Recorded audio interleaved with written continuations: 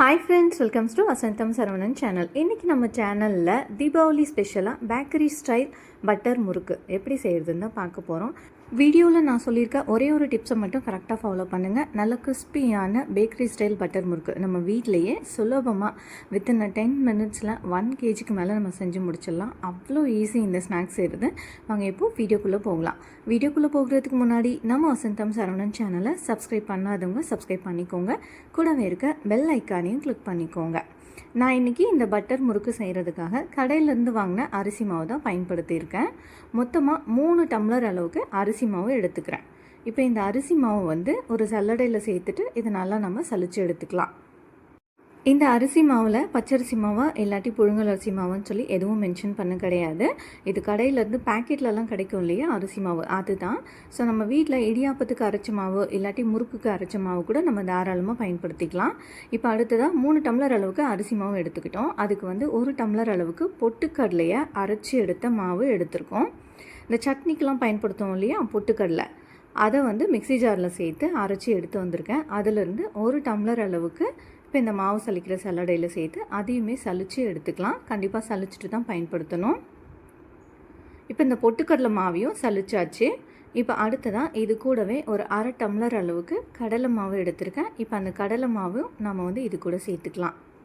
3 tumbler அளவுக்கு அரிசி மாவு, அதுக்கு 1 டம்ளர் அளவுக்கு பொட்டுக்கடலை மாவு, அது கூடவே 1/2 டம்ளர் அளவுக்கு கடலை மாவு. இப்போ இது எல்லாத்தையும் ஒன்றா சேர்த்து கலந்து விட்டுக்கலாம். நான் சொல்லியிருக்க இந்த ரேஷியோவை கரெக்டாக வந்து ஃபாலோ பண்ணுங்கள். கண்டிப்பாக பொட்டுக்கடலை மாவு சேர்க்கணும். நல்ல கிறிஸ்பியான பட்டர் முறுக்கு நமக்கு கிடைக்கும்.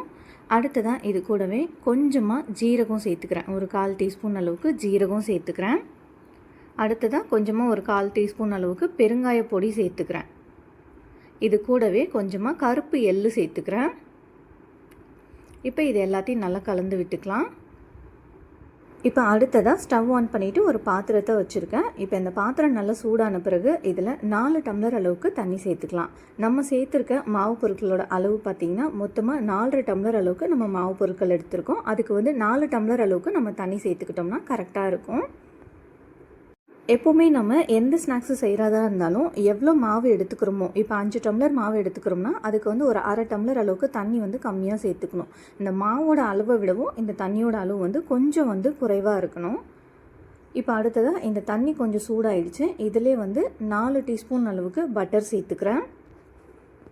4 டம்ளர் அளவுக்கு மாவு பொருட்கள் எடுத்துக்கிட்டோம். அதுக்கு 4 டீஸ்பூன் அளவுக்கு பட்டர் வந்து கரெக்டாக இருக்கும். ரொம்ப ஈக்குவலாக பட்டர் சேர்க்கணும்னு அவசியம் கிடையாது. ஏன்னா நம்ம சுடு தண்ணி பயன்படுத்தி செய்கிறதால எப்படி இருந்தாலும் மேக்ஸிமம் இது கிறிஸ்பியாக கிடச்சிரும் நமக்கு. ஸோ வந்து நம்ம கொஞ்சம் பட்டர் வந்து கம்மியாகவே சேர்த்துக்கலாம். 4 டீஸ்பூன் அளவுக்கு பட்டர் சேர்த்துக்கலாம்.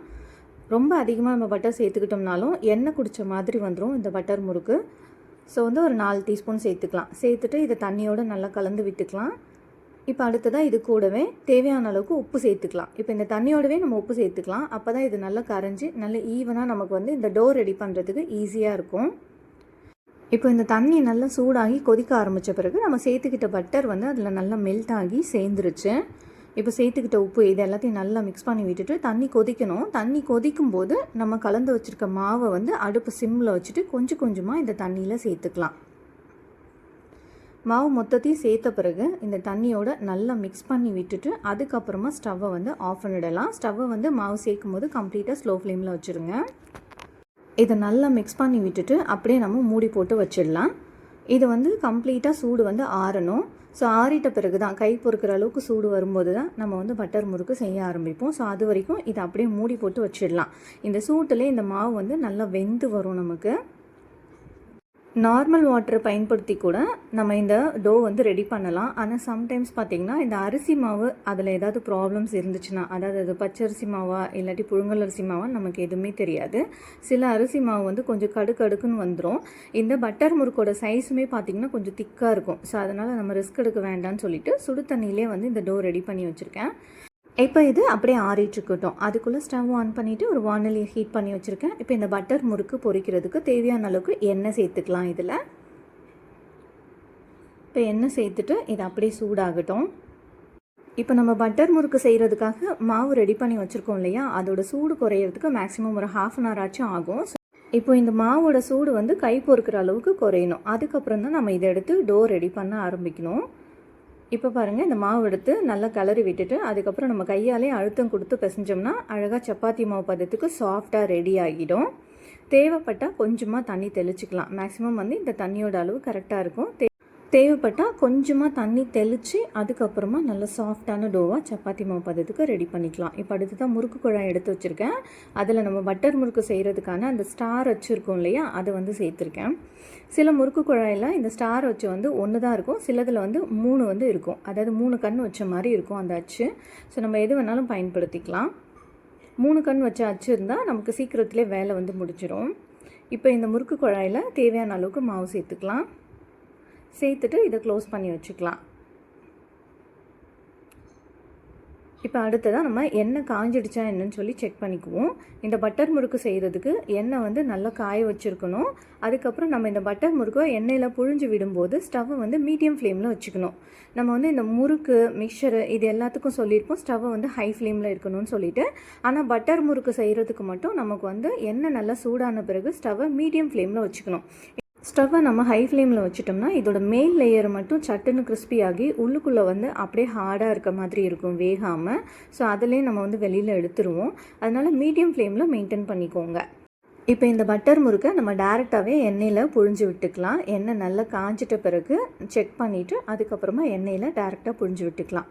இந்த பட்டர் முறுக்கு வந்து இப்போ நம்ம எண்ணெயில் இருக்கும்போதே கட் பண்ணி விடணும்னு அவசியம் கிடையாது. இதை அப்படியே நல்லா திருப்பி விட்டு 2 பக்கமும் ஈவனாக கிறிஸ்பியான பிறகு வெளியில் எடுத்து வச்சுக்கணும். அதுக்கப்புறமா இதை நம்ம வந்து குட்டி குட்டி பீசஸாக வந்து உடச்சி விட்டுக்கலாம்.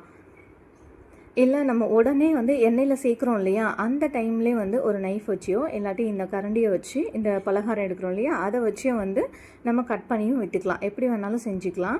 நீங்கள் இப்போ தான் ஃபஸ்ட் டைம் வந்து ட்ரை பண்ணுறீங்க இந்த பட்டர் முறுக்குனா, ஸோ நீங்கள் ரிஸ்க் எடுக்க தேவையில்லை. ஜஸ்ட் வந்து மொத்தமாக இந்த முறுக்கை எண்ணெயில் புழிஞ்சு விட்டுட்டு 2 பக்கமும் திருப்பி திருப்பி விடணும். பட்டர் முறுக்கு வந்து திருப்பி திருப்பி விட்டுட்டே இருக்கணும். திக்னஸ் அதிகமாக இருக்கிறதால அப்போ தான் இது வந்து ஈவனாக கிறிஸ்பியாகி வரும். இப்போ 2 சைடும் நல்லா திருப்பி விட்டு நல்லா கிறிஸ்பியான பிறகு இந்த பபிள்ஸ் எல்லாம் அடங்கணும். இந்த எண்ணெயிலேருந்து வர பபிள்ஸ் எல்லாம் அடங்கிட்ட பிறகு நம்ம வெளியில் எடுத்து வச்சுக்கலாம். வெளியில் எடுத்து வச்சுட்டு இது நல்லா ஆறிட்ட பிறகு அதுக்கப்புறமா குட்டி குட்டியாக நம்ம வந்து உடச்சி விட்டுக்கலாம். பேக்கரியில் கிடைக்கக்கூடிய அதே டேஸ்ட்டில் நல்ல மொறுப்பாக கிறிஸ்பியான பட்டர் முறுக்கு சுலபமாக நம்ம வீட்டில் வந்து செஞ்சு முடிச்சிடலாம். ஏன்னா இது வந்து மொத்தமாக நம்ம இந்த எண்ணெயில் ஒரே டைமுக்கே பார்த்திங்கன்னா நிறைய முறுக்கு வந்து புழிஞ்சு விட்டுக்கலாம். ஸோ நமக்கு இது வந்து செய்கிறதுமே ரொம்ப ரொம்ப ஈஸியாக தான் இருக்கும். பாருங்கள், இப்போ இந்த முறுக்கு ஆல்மோஸ்ட் எடுக்கிற ஸ்டேஜுக்கு வந்துச்சு. அந்த டைமில் நம்ம திருப்பி திருப்பி போடும்போது அதுவே வந்து குட்டி குட்டி பீசஸாக உடஞ்சிருக்கு பாருங்கள். இப்போ இதை வந்து பபிள்ஸ் எல்லாம் அடங்கிடுச்சு. இப்போ நம்ம இதை வெளியில் எடுத்து வச்சிடலாம். இந்த முறுக்கு வந்து ஆறுறதுக்கு கொஞ்சம் டைம் எடுக்கும். ஸோ கம்ப்ளீட்டாக ஆறிட்ட பிறகு நம்ம வந்து ஒரு டப்பாக்குள்ளே ஸ்டோர் பண்ணி வச்சுக்கலாம். ஏன்னா இது உள்ளுக்குள்ளே பார்த்திங்கன்னா கொஞ்சம் சூடு இருக்க மாதிரியே இருக்கும். ஸோ அதனால் நல்லா ஆற விட்டுட்டு அதுக்கப்புறமா வந்து ஸ்டோர் பண்ணி வச்சுக்கிட்டோம்னா நல்லா 1 மந்த்துக்கு மேலவும் கிறிஸ்பியாக இருக்கும் அப்படியே. இப்போ இந்த பபிள்ஸ் எல்லாம் அடங்கிடுச்சு. இப்போ நம்ம இதை வெளியில் எடுத்துடலாம். இந்த முறுக்கு பார்க்குறதுக்குமே நல்லா ஒயிட்டாகவே இருக்கும். கலர் வந்து மேக்ஸிமம் சேஞ்ச் ஆகாது, ப்ரௌன் கலருக்குலாம் சேஞ்ச் ஆகாது, நல்லா வெள்ளையாகவே இருக்கும் இந்த முறுக்கு. இப்போது இந்த பட்டர் முறுக்கை வெளியில் எடுத்துகிட்டு இப்போ நான் அடுத்த செட்டு முறுக்குமே இதில் வந்து போட்டு வச்சுருக்கேன். அவ்வளோதான், ரொம்ப சூப்பரான கிறிஸ்பியான பேக்கரி ஸ்டைல் பட்டர் முறுக்கு நம்ம வீட்டிலையே செஞ்சு முடிச்சாச்சு. கண்டிப்பாக இது வேறு லெவலில் டேஸ்ட் இருக்கும். 100% கேரண்டியாக கிறிஸ்பினஸோடு இருக்கும். வீடியோவில் நான் சொல்லியிருக்க மெத்தடை வந்து ஃபாலோ பண்ணுங்கள். சுடு தண்ணி பயன்படுத்தி இந்த டோ வந்து ரெடி பண்ணுங்கள். அதே மாதிரி மெஷர்மெண்ட்டு 3 டம்ளர் அளவுக்கு அரிசி மாவுக்கு 1 டம்ளர் அளவுக்கு பொட்டுக்கடலை மாவு, அரைச்சி எடுத்த பொட்டுக்கடலை மாவு சலிச்சுட்டு சேர்த்துக்கணும். அது கூடவே 1/2 டம்ளர் அளவுக்கு கடலை மாவு சேர்த்துக்கணும். இந்த ரேஷியோ வந்து கரெக்டாக மெயின்டைன் பண்ணி செஞ்சு பாருங்கள். கண்டிப்பாக கிறிஸ்பியான பட்டர் முறுக்கு கிடைக்கும். ஓகே ஃப்ரெண்ட்ஸ், கண்டிப்பாக நீங்களும் இதே மெத்தடை ஃபாலோ பண்ணி உங்கள் வீட்டில் இந்த பட்டர் முறுக்கு செஞ்சு பாருங்கள். செஞ்சு பார்த்துட்டு இதோட டேஸ்ட்டு எப்படி இருந்ததுன்னு கமெண்ட் பண்ணுங்கள். இந்த வீடியோ உங்களுக்கு ரொம்ப பிடிச்சிருந்தா இந்த ரெசிபியை உங்களோட ஃபேமிலி அண்ட் ஃப்ரெண்ட்ஸ்க்கு ஷேர் பண்ணுங்கள், லைக் பண்ணுங்கள், கமெண்ட் பண்ணுங்கள். தேங்க்ஸ் ஃபார் வாட்சிங்.